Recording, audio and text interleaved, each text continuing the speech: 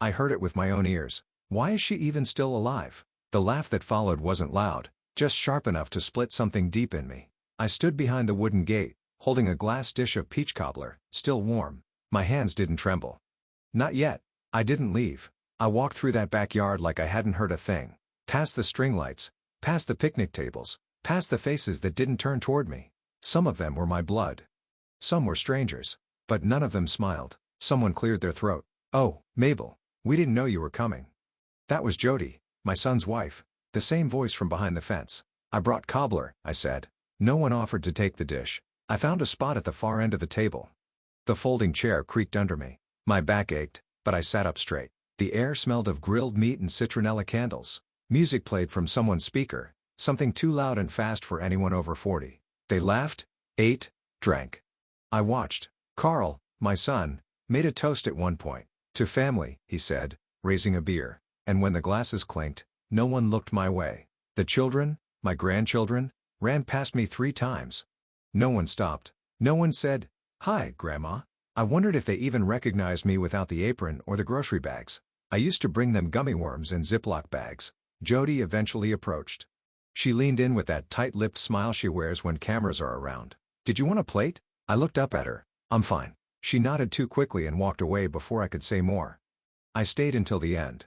I helped stack plates. I folded napkins. I wiped the sticky table with a damp paper towel while the others started moving indoors. Then I picked up my empty glass dish, still warm from the afternoon sun, and I left.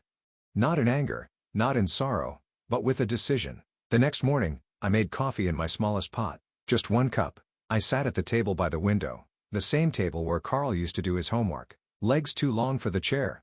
Back then, he needed me. Now, he just tolerated me. Barely.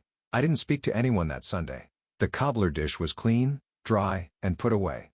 I left the house once to bring in the mail, but I didn't open the envelopes. I wasn't ready to see his name on the electricity bill again. That house, their house, was mine once. The down payment at least, $40,000 from my retirement account back when I believed in second chances and family investments. "Just to help you get started," I'd said. No strings. Apparently, no place at the table either. The paperwork was still in my filing cabinet. I'd never needed to look at it before, but now I wanted to see. Not the numbers. I knew the numbers, but the names. Whose name was on what? Who truly owned what I'd given? I pulled out the folder labeled Carl House. Inside, I found the purchase agreement, the deed. The signed letter I'd written, gifting the money with no expectation of repayment. "Because you're my son," I had written. It hurt to read that line more than I expected. That evening, I called a woman named Lena. She's not a friend, not exactly, but she's sharp. Used to work in probate. We met at Bridge years ago and stayed in occasional contact. I told her I had questions about property, gifts, and estate documents. She didn't ask why. She just said, "Come by tomorrow, bring everything." I slept well that night. No pills, no pacing, not peace exactly, but a kind of alignment. In the morning, I dressed carefully. Ironed slacks, real shoes. The good coat, even though it was too warm for it. When you're about to change the shape of your life, you wear something with buttons. Lena's house smelled like lemon cleaner and peppermint tea. She looked at the folder, skimmed the documents, and gave a small grunt. No written expectations. No shared title. "It's theirs now. You gifted it." "I know," I said, "but that doesn't mean you're powerless." She told me what could still be done about accounts, wills, powers of attorney. "You can't take the house back," she said, "but you can make sure they don't get anything else." That was enough. She gave me a checklist. I folded it in half and put it in my purse. That evening, I sat back at the kitchen table. No music. No television. Just the silence I used to hate, but now welcomed. I took a blank sheet of paper and wrote a name at the top. Carl. Then I drew a single line through it. On Wednesday, I baked a pie I didn't intend to share, blueberry with a little lemon zest. I used the good crust recipe, the one I used to reserve for birthdays and Thanksgivings. This time, it was just for me. No reason, no occasion, just because I still could. I sat on the porch while it cooled, my knees covered with the old Afghan Doris gave me before she passed. The street was quiet. A few kids on bikes, someone mowing a lawn 2 houses down. It was the kind of afternoon where nothing big happened unless you were watching closely. Around 4, a car I recognized pulled into the driveway across the street. Jody's sister, Michelle, stepping out with a tote full of groceries and a bottle of wine. She knocked once and went inside without waiting, comfortable, certain of her place. I hadn't been invited to that house in nearly 4 months, not since Ruby's birthday. Even then, they sat me near the trash bin. "So you won't be too close to the music, Mom." I remember Carl saying that like it was thoughtful. Ruby hadn't opened my gift until after I left. A picture book, hand-stitched. I'd written a little note inside the cover. To Ruby, with all the love a grandma can fit on a page. She never mentioned it. I'd seen them twice since. At the grocery store once, Carl in a rush, Jody pretending not to notice me in the produce aisle. Another time at the library where Ruby walked right past me. No smile. Just a glance like I was a substitute teacher or a neighbor she couldn't quite place. And still, I'd kept a drawer in my hallway with stickers, tiny notebooks, little treasures for the children, just in case. For years, I filled it faithfully. That day, I emptied it. Every last thing went into a paper bag. I set it by the curb with the other recycling. I watched the bag sit there for hours, untouched, just like me. That evening, I got a message from Carl. "Hey. Jody says she might have hurt your feelings on Sunday. Didn't mean anything by it. She was just tired. You know how family events can be." I read it twice, then I deleted it. Not replied. Deleted. I wouldn't archive his explanations like museum pieces anymore. I'd done that too long. Stored excuses like mementos, wrapped them in the soft padding of he didn't mean it, or she's just under stress. No more. At 7, someone knocked. For a second, I thought maybe, but it was Kay from next door, bringing a container of lentil soup and asking if I'd seen her cat. I hadn't, but I invited her in. We sat at the kitchen table and split the pie. She didn't ask about Carl, didn't ask why my eyes looked heavier than usual. She just said the pie was so good, it made her sneeze. We laughed. I needed that laugh more than I realized. Later, after she left, I picked up a photo from the shelf in the hallway. Me and Carl, 1987. He was 8, missing a front tooth, smiling like I was the whole world. I looked at that boy and whispered, "I miss you." Not the man, the boy. I turned the photo face down, then I opened my desk drawer and removed the envelope labeled legal. In it, my will, my medical directives, the durable power of attorney Carl had signed on for 3 years ago when I had the fall. The one he never followed up on, never asked about. I held that document in my lap a long time. Tomorrow, I'd go back to Lena. But that night, I sat still in the dark and said goodbye to a version of my family that only existed in my memory. Lena's office was quiet the next morning. A soft sort of quiet, the kind that wraps around you like a thick scarf. Her desk was lined with neatly stacked files, a mug that said, "I read contracts for fun," and a glass jar of peppermints no one ever seemed to touch. "I want to start with the power of attorney," I said, placing the document in front of her. "Revoke it. Today." She looked at me over the rim of her glasses. "Are you sure, Mabel? That's a big shift." "I'm sure." She didn't ask why, just nodded and slid the paper toward her side of the desk. "We'll file the revocation today. I'll notarize it. You'll need to sign a few things, but I'll make it easy." I sat back as she printed the forms. My heart didn't race. I wasn't trembling. This wasn't revenge. This was repair. "I also want to adjust the will," I said. "Remove Carl as executor. Remove him completely." That gave her pause.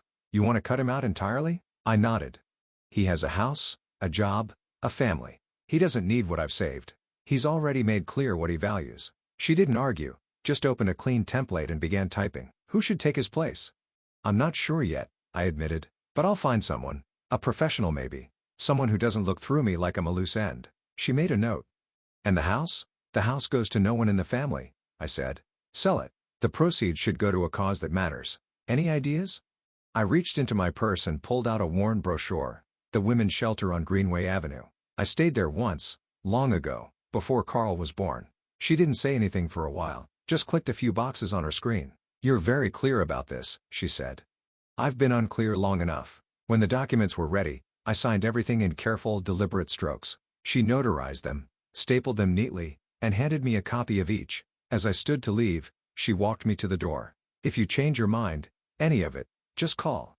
"I won't." The air outside felt sharper than before. The sun was out, but it didn't matter. Some days, you carry your own weather. I pulled my coat tighter and walked slowly back to my car.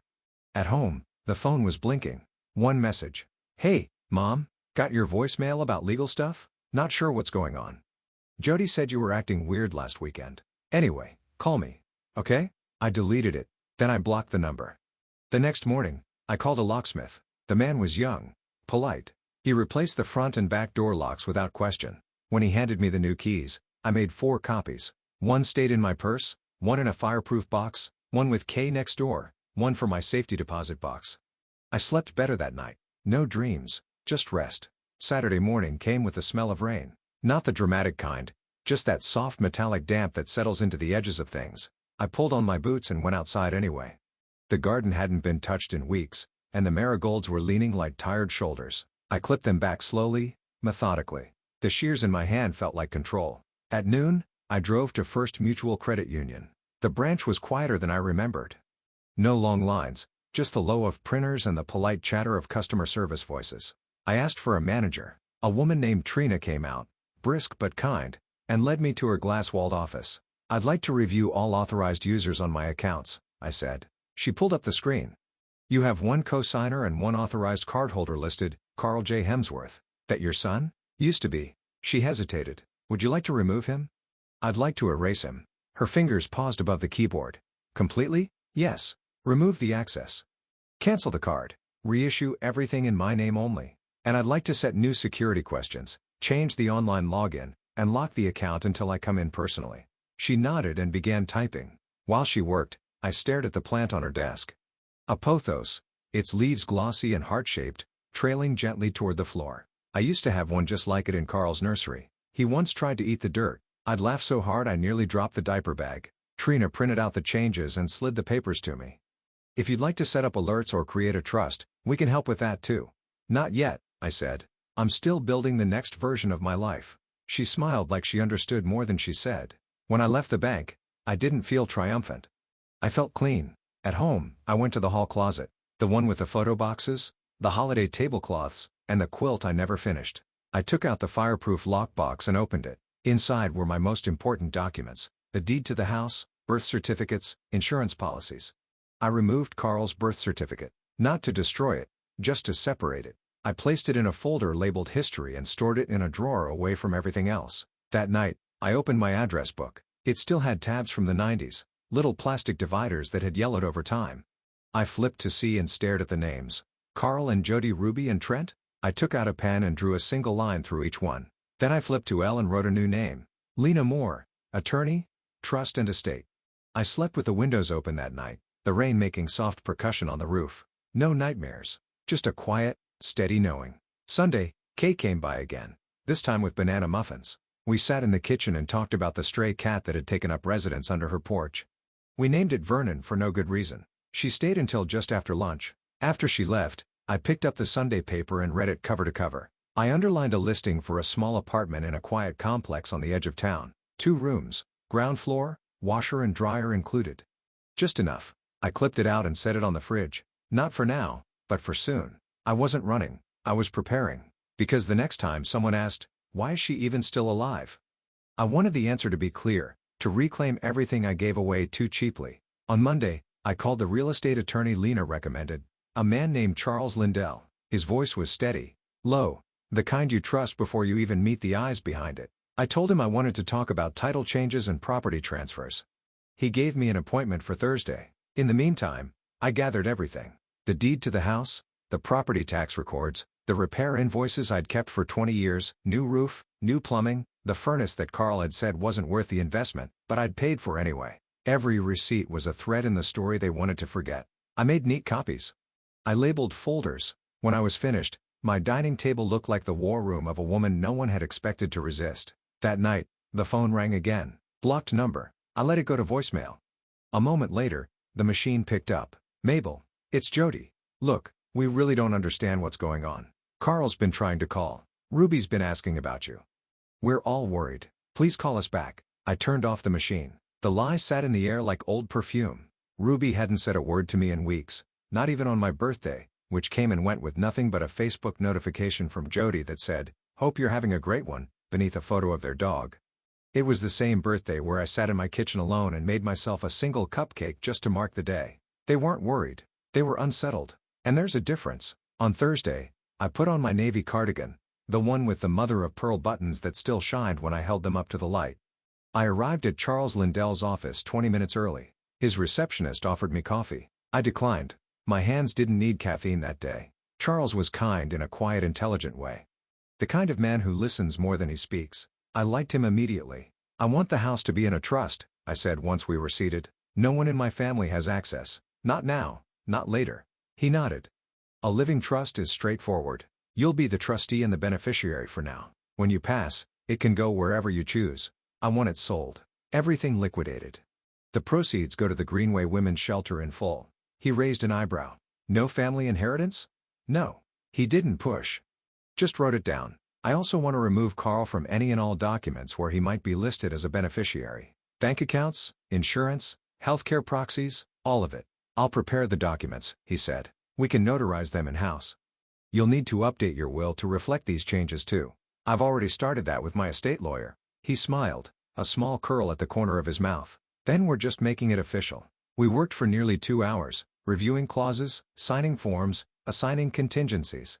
He explained everything with patience and precision. When we were done, he handed me a slim binder. This is your trust packet, he said. Keep it safe. Everything else, we'll file this week. I thanked him and left the office with a strange sense of solidity, like my spine had real weight again. On the way home, I stopped by the bakery on Main Street. I hadn't been in years. The girl behind the counter was new. She called me ma'am and gave me a free cookie for being lovely. I bought a lemon tart and ate it in the car, the sunlight warm on my knees through the windshield. At home, I sat in the quiet and reread the trust documents. My name, my signature, my terms, no loopholes, no weak spots. For the first time in months, maybe years, I didn't feel like someone waiting to be chosen. I had chosen myself. Later that evening, just as the sky began to turn, a car pulled into my driveway. Carl. He stepped out slowly, like he wasn't sure if he'd be welcomed. I didn't open the door. He knocked once, then again. Finally, he called through the door. Mom, please, I don't know what's happening. I sat on the couch, hands in my lap. You changed the locks. You blocked my number. I just want to talk. He sounded less angry than uncertain. Like someone trying to find the map after realizing he's no longer holding the pen. Just tell me what's going on. I didn't answer. After a while, he left. I waited 10 minutes before I stood. I watched him from the window as he backed out slowly, his face tired behind the wheel. Then I sat back down and poured myself a cup of tea. Sugar, no milk. My mother always said, if they don't hear you softly, they'll hear the silence louder. The front yard hadn't looked this tidy in years. On Friday, I trimmed the hedges, swept the porch, even replaced the cracked bulb above the door. Not because anyone was coming, because I was leaving, eventually. And I wanted the house to know I hadn't stopped caring. It wasn't the house's fault. I'd lived in it for 43 years, moved in when Carl was 5, back when his favorite thing was to line up his toy dinosaurs along the windowsill and name them like classmates. This one's Rebecca, and this one's Mrs. Fulton. It had been my dream house once, 3 bedrooms, a wide front window, a narrow little attic I turned into a sewing room. I'd painted every wall myself, tiled the kitchen floor after Frank died, learned how to replace the gutter screens when the neighbors said I should just wait for my son to help. I stopped waiting a long time ago. That afternoon, I walked through each room with a notepad. In the guest room, an old dresser I'd once offered to Carl and Jody when they needed furniture. They said it was too dated. In the hallway, a framed cross-stitch from my sister that said, "Peace lives here." It had been hanging so long, the wall behind it was cleaner than the paint around it. In the back bedroom, Carl's old room, the curtains were still the ones with little sailboats. I'd meant to replace them years ago, but something always got in the way. The closet still held a dusty box of baseball cards and a shoebox labeled private. I didn't open it. Instead, I sat on the edge of the bed and looked out the window. The apple tree in the backyard was crooked now. Time had pulled it leftward, but it still bloomed each spring, defiantly, like it didn't know it was tired. I stayed there for almost an hour, remembering the time Carl climbed that very tree and got stuck, wailing like a siren until I came out barefoot and furious, dragging the ladder behind me. The way he hugged me afterward, shaking with leftover tears. "Don't tell anyone," he said, and I never did. I remembered the first time he came home with Jody, the way she looked around my house like it was a motel that hadn't been reviewed yet. "It's cozy," she'd said. I remembered holding Ruby for the first time, her cheeks red and crumpled. Carl had actually cried that day. "She's perfect," he whispered. I remembered the Christmas when Jody told me not to bring food because the kids don't eat old-fashioned stuff. And how I brought a pie anyway. Ruby never touched it. Trent said it tasted like soap. They left. That was the year I stopped baking for their holidays. But I never stopped baking. I stood up and wrote on my notepad, "Leave the curtains, take the quilt." In the kitchen, I opened the cabinet above the stove, my baking cabinet. Everything still in its place. Vanilla, cinnamon, brown sugar, the heavy measuring cups Frank bought me for our 10th anniversary. I wrapped them carefully and placed them in a padded box labeled "Keep." The next day, I called the apartment complex I'd clipped from the paper. A kind woman named Teresa answered. Yes, we have a one-bedroom still available, she said. First floor, lots of light, and it's quiet, mostly retirees and teachers. Do you allow cats? We do. I don't have a cat, but I liked knowing I could. I scheduled a viewing for Tuesday. That night, I sat on the porch with a blanket and a mug of tea. The street was still. A few porch lights across the way. A wind chime tinkling faintly next door. I thought of all the nights I'd sat here waiting for headlights, for footsteps, for someone to remember I existed, but not this night. This night I was just sitting. No expectation. No hunger. Just me in the cool air with my name still mine and my home still quiet. I thought about Carl. I didn't miss him. Not exactly. I missed the idea of him. The son who built Lego castles on my coffee table. The boy who held my hand too tightly crossing the street. That boy had disappeared long ago, replaced by a man who couldn't see past his own needs, his own schedule. Maybe someday I'd mourn him properly, but not now. Now I had packing to do. The call came on Sunday evening, not from Carl, from Ruby. "Hi, Grandma," she said. Her voice was smaller than I remembered. "Is this still your number?" "It is." A pause. I found it in one of Dad's old phones. He didn't know I was looking. I waited. I wanted to say I'm sorry for the backyard, for everything. Really. I didn't rush to comfort her. That instinct, the one to shield others from their shame, had lived in me a long time, but I'd evicted it recently. "What are you sorry for?" I asked gently. She took a breath. "For not talking to you. For pretending not to see you at the library. For laughing when Mom said what she said. It wasn't funny. She stopped. You just wanted to belong," I finished for her. Yes. I didn't forgive her right away. That's not how real apologies work. But I did say, "Thank you for calling." "Can I see you?" she asked. "Just me." I thought about the pie drawer I'd emptied. The Christmas cards I kept sending even when they stopped arriving in return. The way she used to grip my hand when crossing icy sidewalks. "All right," I said. "Come by tomorrow after school. Just you." She exhaled like she'd been holding her breath all summer. "I will. I promise." I hung up and sat quietly, my tea growing cold in my hands. Monday came gray and drizzly, the kind of day that makes everything feel softer. I baked banana bread, not for anyone in particular, just to fill the house with something warm. At 4:12, Ruby's knock came. She stood on the porch in a hoodie 2 sizes too big and sneakers with the laces untied. Her eyes were rimmed with something that wasn't just mascara. "I wasn't sure you'd open the door," she said. "I wasn't sure you'd knock," I answered. Inside, we sat at the kitchen table. She picked at the bread. I poured tea. "Mom says you've gone crazy," she said, not unkindly. "That you're cutting us out." "I'm not cutting. I'm choosing," I said. "There's a difference." She nodded like she almost understood. "I don't hate you," I added. "I don't hate you either," she whispered. I think I copied how they acted and I didn't question it until I started missing you." The sentence folded something inside me. "I want to come back," she said. "If that's allowed." I looked at her. This girl who still had the same eyes as Carl at 8, before the world taught him how to be unkind. "You can come back," I said. "But not for pie. Not for gifts. Only for truth." "I can do that." She stayed an hour. We didn't talk about Carl. Or Jody. Just school, books, a cat she wanted but wasn't allowed to get. She left with a second slice of banana bread wrapped in foil. After she walked down the driveway, I watched her until she turned the corner. I didn't feel hopeful. I felt honest. That night, I wrote in my journal, maybe some doors don't need to be slammed. Just gently locked from the inside with a window left cracked for the ones who come alone and knock with care. The next few days passed quietly. I packed slowly, one drawer at a time, one memory at a time. Not because I was sentimental, but because I wanted to know what I was keeping and why. If something didn't make me feel stronger, it didn't come with me. The apartment viewing was scheduled for Thursday afternoon. That morning, I woke up early and brewed coffee strong enough to stand up on its own. I wore slacks and a blouse, not because anyone would judge me, but because starting a new chapter deserves clean seams. The apartment complex was simpler than the brochure made it look, but it felt right. Brick buildings, tidy flower beds, a bench under a linden tree. Teresa, the manager, greeted me like she already knew who I was. "Ground floor," she said, unlocking the door to Unit 1B south-facing windows.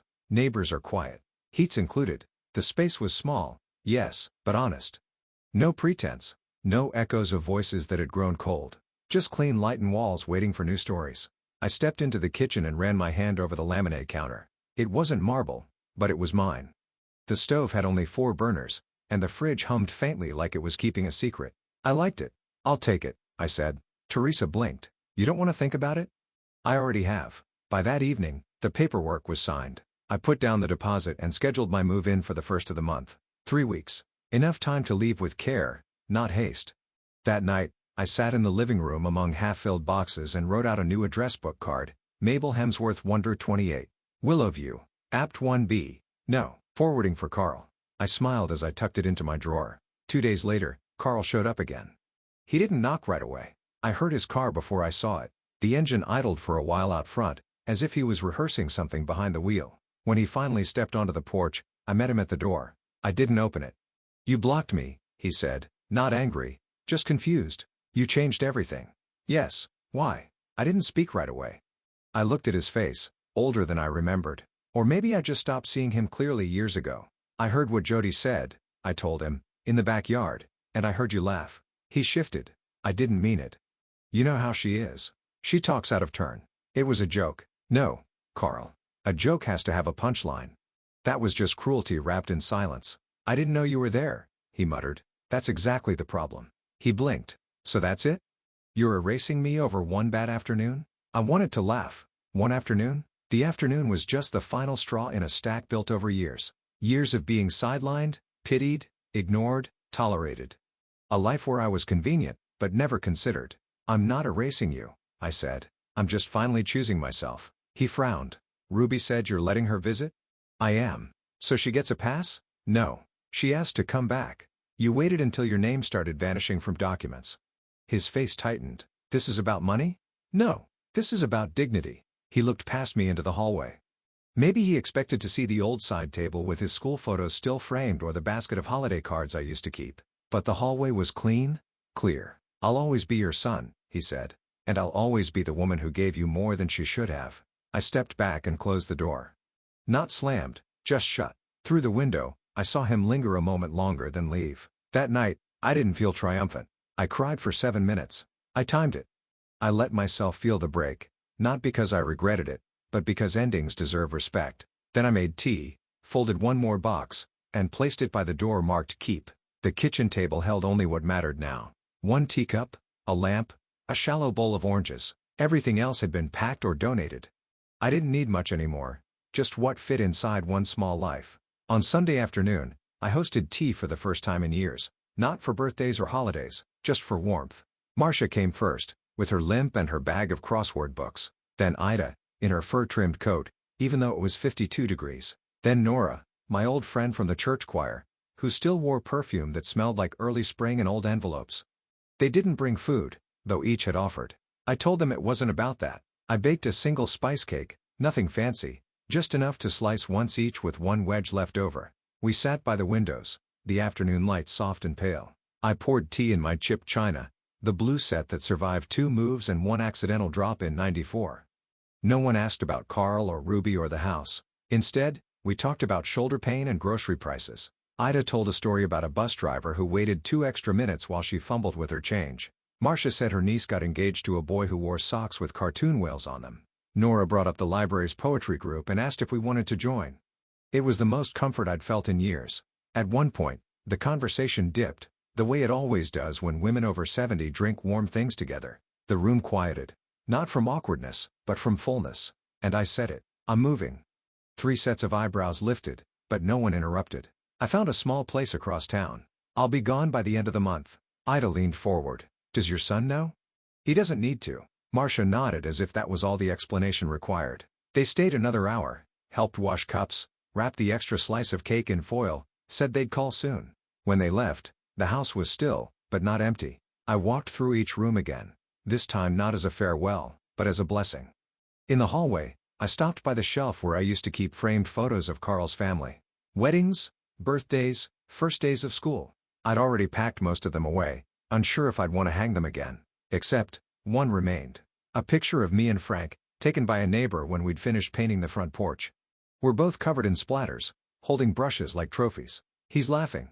I'm squinting into the sun. I took the photo and wrapped it in a kitchen towel. It went into the box labeled Essentials. Later that night, I opened my journal and wrote, 3 women drank tea in my kitchen today. No one interrupted. No one explained. No one corrected. We just existed together. That entry meant more than all the Christmas newsletters I used to write, filled with pretend happiness and obligatory gratitude. The next morning, I woke to a voicemail from Jody. Short, cold. I heard you spoke to Ruby, and Carl says you've been hostile. If this is your way of getting attention, it's really sad. I played it once then deleted it. Hostile. That's what they called a woman who finally spoke up. That's what they called silence when it no longer served them. I opened the back door and stepped into the yard. The air smelled of wet leaves and the faint sweetness of old grass. I walked barefoot through the patch of lawn I'd mowed myself for decades. At the far corner where the garden used to be, the dirt was still dark. I knelt slowly, ignoring the ache in my knees, and dug my fingers into the soil. I planted 3 marigold seeds from an old paper packet I'd found while packing. Just 3. Not to bloom, but to mark something. The doorbell rang at 10:42 a.m. sharp on Wednesday. I knew it wasn't the postman. He came at noon, give or take. And it wasn't Kay who knocked like she was always halfway apologizing. No. This knock was practiced. Polite. When I opened the door, Jody was standing there in heels too high for the weather and a coat the color of wet bone. Her lipstick was perfect, but her eyes were tight. "Mabel," she said, like she was reading the word off a clipboard. "Jody." She didn't ask to come in. She stepped past me like she still lived in the narrative where that was allowed. I closed the door behind her slowly, deliberately. She stood in the middle of my living room like someone preparing to deliver a pitch, her hands clasped too tightly in front of her purse. "This is getting out of hand," she began. "You've blocked Carl. You've changed your accounts. Ruby is sneaking around to call you. And now I hear you're moving?" "All true," I said calmly. She blinked, thrown for a moment by the lack of resistance. "We're your family," she said, putting weight on the word like it was an anchor. "You can't just erase us because of a bad day." I studied her. The way she wore confrontation like jewelry displayed, not felt. "It wasn't one bad day," I said. "It was years of polite dismissal, of lukewarm invitations, of being tolerated instead of welcomed. One day, just pull the curtain back." Her jaw tightened. "We never asked you for anything. That's the problem. You never asked. You just expected. I don't know what Carl ever did to deserve this," she snapped. "He's a good man." "Good men don't laugh when someone wonders why their mother is still alive," I replied, my voice steady. She took a step closer. "You think you're punishing him? You're punishing Ruby. She's confused, hurt, and you're using her to prove some kind of point." That made me pause. Not because she was right, but because of how easily guilt still knew my name. I took a breath. "Ruby came to me alone. She's 16. She knows what a closed door feels like." Jody scoffed. "You've always made things dramatic." "No, I've always made things possible," I said sharper now.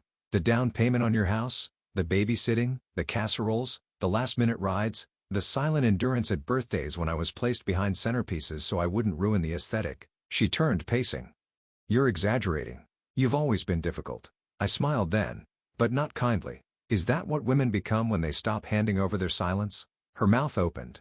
Closed. Then she spotted the packed boxes stacked near the front door. "You're really doing it." "I am. And what happens when you're alone in that little apartment? When no one's left to check on you? When Ruby forgets to call?" "I'll still have myself," I said. "And I'd rather be alone with honesty than surrounded by people who flinch at my presence." She looked around as if the house might help her win, as if the walls might join in. "You're throwing everything away." "No," I said, picking up the binder with my trust documents and placing it on the table. "I'm finally choosing what to keep." Jody stood there a moment longer. Then she picked up her purse and walked toward the door. Before she left, she turned. "Don't expect us to come running when you change your mind." "I'm not running," I said, "and I won't." The door closed behind her like punctuation. Later that evening, Ruby texted me a single line. She came home fuming. "You okay?" I wrote back, "Perfectly. Some doors need closing, Ruby." "It doesn't mean you're on the other side." She sent a heart emoji followed by "still bringing cookies Thursday." "Don't bail." I didn't, and I wouldn't. The papers were ready. Lena called Thursday morning. "Everything's signed, filed, confirmed. The trust is active, your accounts are protected, and your will is updated. You're now the sole decision maker of every inch of your life." "Thank you," I said. 2 words that held more weight than most confessions. "I'm proud of you, Mabel." I smiled into the phone. Funny how many people say that only after you start saying no. By noon, I was at the bank, binder in hand, handing over the final forms. The clerk was young, barely 25, but she treated the documents like something sacred. "I liked that. We'll update the beneficiaries right away," she said. "And this authorizes removal of your son from all shared access." "It does."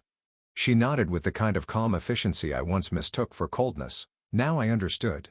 She was simply prepared like me. Afterward, I walked 2 blocks to the post office and picked up a key for a new P.O. box. When they asked for a forwarding address, I declined. Anyone who truly needed to find me already knew where I was. Back at home, the afternoon light was soft through the curtains. I brewed a fresh cup of tea and pulled out the last envelope. My medical directive. A copy for my new doctor, another for the safe box. It felt like sewing the final thread in a dress I'd been mending for years. At 3:30, Ruby arrived. She brought chocolate chip cookies in a plastic container and a magazine with a quiz on what type of flower are you. We sat on the porch, eating cookies and circling answers in pencil. I was apparently a lilac. Quiet, observant, easily underestimated. Ruby was a marigold. Resilient and hard to root out, she read aloud, grinning. That checks. When the cookies were gone, we just sat. She swung her legs lightly under the bench. Dad says you're turning your back on family. I didn't respond right away. He's hurt, she added, softer. Not that it excuses anything, but it's all he talks about. Then he's finally talking about something that matters, I said. She looked down at her lap. I miss the old you. No, I said. You miss the version of me who let herself be erased quietly. That wasn't me. That was survival.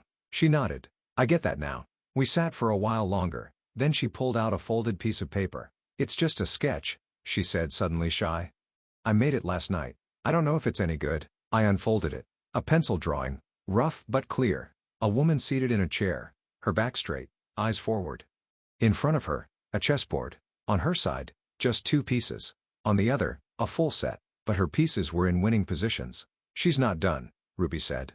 She's just starting to play her game. I didn't speak. I couldn't. I reached out and squeezed her hand. Can I hang it in the new apartment? I asked. She lit up. Really? Really? As the sky turned peach behind the rooftops, she stood to leave. I know this doesn't fix everything, she said. But I want to be around if you'll have me. I will, I said. But only as you are. No pretending. She grinned. Marigolds don't pretend. After she left, I sat alone for a long time. The drawing in my lap, the house quiet around me, all the paperwork signed, all the decisions made, no more permissions to seek, no more hoping for invitations that came too late or too shallow. It was done, not bitterly, but firmly. Tomorrow, I would begin packing the final boxes, and after that, something better than hope. Space. Moving day arrived quiet, without ceremony. I woke before dawn, made coffee in the same chipped mug I'd used for over 20 years, and stood in the kitchen one last time barefoot, the linoleum cool under my soles. The light hadn't yet reached the windows, but I didn't need it. I knew every inch of this house in the dark. The movers came at 9 more sharp. 2 young men. Polite. Fast. A little surprised by how few boxes I had. I'd labeled everything clearly. Kitchen, keep, closet, donate, bedroom, memories, and one marked do not open yet. They didn't ask questions. By noon, the house was nearly empty. The walls looked tired, like they were exhaling. I walked through each room slowly, my fingers grazing surfaces one last time, not to cling, but to thank. In the hallway, I paused where Carl's height marks used to be, long painted over. I could still feel the indentations if I pressed lightly enough. 5 years old, $7 van. A lifetime of inches that couldn't be undone. I didn't cry. I placed a small envelope in the top drawer of the empty hallway table. It held one key and a note that simply read, "This house taught me everything. Thank you." Then I locked the front door behind me and didn't look back. The apartment smelled like fresh paint and new beginnings. The movers placed the boxes exactly where I asked. I'd tipped them too much. I didn't care. Teresa from the office brought me a welcome packet and a small plant. "Something green," she said, "for your windowsill." It was a tiny succulent in a ceramic pot shaped like a cat. I placed it beside the kitchen sink and whispered, "I think we'll get along." The first thing I unpacked was the kettle. The second, Ruby's drawing.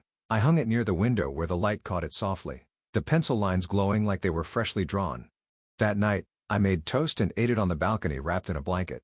No noise, just wind, and the occasional of someone else's television through the wall. I didn't feel lost. I felt spacious. The next morning, I unpacked the last box.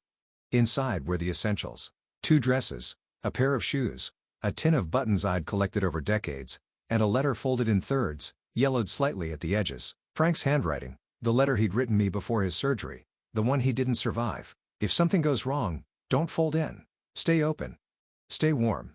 Live with your hands unclenched. You have more strength than you know. I placed it in the same drawer where I kept my will. That afternoon, I baked for the first time in the new oven, banana bread. Again, by now, more ritual than recipe. As it baked, the whole apartment filled with a smell so familiar, I closed my eyes and smiled. At 4, Ruby arrived with her school bag and a fresh bruise on her cheek. Nothing serious, Just the mark of a volleyball during gym, she explained. I brought jam, she said, holding up a small jar. Fig and something. I thought it sounded like you. We sat at the little table by the window, 2 pieces of warm bread between us. She spread the jam, thick and slow, then looked up. Is this what peace feels like? Not all of it, I said. But a corner of it? Yes. She ate with both hands, like she used to when she was small, crumbs trailing across the napkin. She told me about a boy in her class who'd drawn a beard on his mask and got sent to the principal's office, about her English teacher who said 34 times during one lecture, about how Jody was furious with me for turning down a birthday invitation. She said you were making a spectacle of yourself. I'm not making anything, I said. I'm simply not showing up where I'm not wanted. I told her I wanted to come anyway. And? She said she couldn't stop me, but she wouldn't drive me. You walked?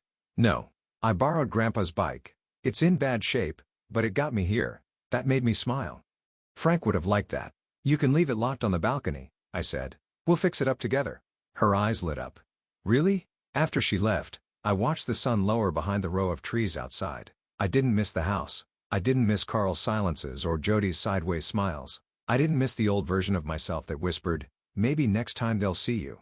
Because now I saw myself, and I didn't need permission to exist. 1 week after the move, the house sold. The realtor called to say the offer came in just above asking. An older couple, no kids, looking for quiet and history, she said.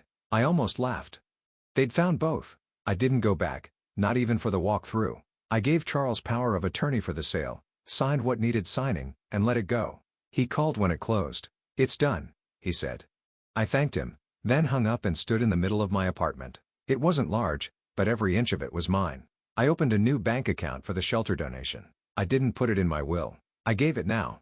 I walked in myself, handed the check to the director and said, "This is for the women who leave without shoes." She stared at the amount and started to cry. I didn't. I'd done my crying. This wasn't grief. This was intention. That night, I made soup. Not for anyone. Not for an occasion. Just because I liked the way leeks softened in butter. The radio played quietly in the background. Some jazz station with no ads. Just saxophones and soft rhythms that didn't ask for applause. I ate in my robe, standing by the stove. No table setting. No explanations. Just hunger met. At around 8:30, my buzzer rang. I didn't expect anyone. When I answered, I heard Ruby's voice. Can I come up? Of course. She was carrying a shoebox and wore an oversized sweatshirt with sleeves pulled over her hands. What's in the box? Stuff I'm not ready to keep at home, she said. Inside, a notebook, a phone charger, a necklace that wasn't Jody's taste, a photo of her and me at the zoo when she was 5. She had chocolate on her face. I'd forgotten that day. She hadn't. I don't want to live there when I'm older, she said suddenly, sitting cross-legged on the floor. With them, I mean, you won't have to, I said. You get to choose. Even if they hate me for it, especially then. She nodded, thoughtful. Do you think people can change? Sometimes, but I think the better question is, can they stop pretending? She looked up. Are you still angry? No. I'm finished. Ruby stayed until nearly 10. We didn't talk about Carl. She didn't ask for stories about him and I didn't offer. Some threads don't need tying. When she left, she hugged me tighter than she ever had before. The next morning, I walked to the corner store for milk. The man behind the register nodded at me like I was already part of the routine. You're the banana bread lady, he said. The kid with the bike talks about you. I smiled. That's me. I bought a newspaper just because I could and read it on the balcony with my feet tucked under me. The world still turned. Bills still came. But the silence inside my chest was no longer heavy. It was restful. Later that week, a letter came. No return address, but the handwriting was Carl's. I opened it slowly. Mom, I don't know how to fix this. I don't know if you want me to. I said things I can't unsay. I let things happen. I should have stopped. I don't know how to be the man you deserve, and I'm scared it's too late to learn. But Ruby talks about you every day now. She's different, braver, and that came from you. I'm sorry. I hope one day you'll let me try. I folded the letter and placed it in a drawer. Not forgiveness. Not refusal. Just a space where it could rest undisturbed. That night, I wrote in my journal, I am not angry anymore. Not afraid. I am not waiting at windows, not watching porches. I am not a forgotten guest at someone else's table. I am building my own. The day I turned 73, I woke up without an alarm. There were no balloons, no surprise texts from relatives who remembered me once a year, no brunch reservations or gift bags left on stoops, just morning light through clean curtains, the sound of rain somewhere in the distance, and the soft breath of a life that now belonged only to me. I made pancakes, 2 of them, ate them with honey and a sliced pear. Then I sat in the middle of my little apartment with the photo of Frank propped on a chair and said, "Well, we got here, didn't we?" At noon, Ruby came. She brought tulips, red ones, still wrapped in the paper sleeve from the florist. "You're not a birthday cake person," she said. "So I brought flowers like grown-ups do." She gave me a small envelope. Inside was a card she'd made herself, painted, not drawn. On the front was a simple image, 2 chairs on a porch, one empty, one with a teacup on the armrest. Inside it read, "Thanks for keeping a seat for me." We had tea and toast and talked about her final exams, her plans to work part-time at the shelter over the summer, and how she was trying to convince her school to start a support group for kids who didn't feel like home was home. She asked me if she could use my name. "Only if you use it for something true," I said. She left. "That's the only way I use it now." Before she left, she said, "You look different." "I feel different," I replied. She looked me over like she was taking inventory. "You look like someone who doesn't flinch." After she was gone, I sat on the balcony with a book I'd been meaning to read for 15 years. I read 3 chapters, then put it down. Not because I was tired, but because I didn't need to finish things just to prove I could. The next day, I mailed a donation to a legal fund for elder women in housing disputes. I didn't include a note, just the check and the name of the trust. Quietly placed like a stone in the right hand, I also planted basil in a small clay pot. It wilted a little in the first days, then perked up, leaning toward the kitchen window like it had made a decision to live. One morning, I got a text from Carl. "Happy birthday, Mom." I didn't send a card. I figured I haven't earned that yet. "Just wanted you to know I'm still here." I didn't respond. Not out of anger. Because not every apology needs a reply. Some simply need to land quietly in the place where harm was once ignored. That evening, I invited Marcia and Ida over. Nora couldn't come. She'd caught a cold. But sent a crossword torn from her paper with a note. 12 down made me think of you. The answers, Anchor. We drank tea and laughed about knees and politics and how Teresa from the leasing office had taken up birdwatching in her hallway. They brought cherry pie and a promise to come again next week. After they left, I stood in the doorway for a moment and just listened. Not for footsteps leaving or for silence returning, but for the sound of a house that had filled up again. This time, with the right kind of noise. That night, before I turned out the light, I wrote in my journal for the last time in that volume. They asked why I was still alive. Now, I can answer. To remember my name, to set my own table, to keep the door open just wide enough, for those who knock with clean hands.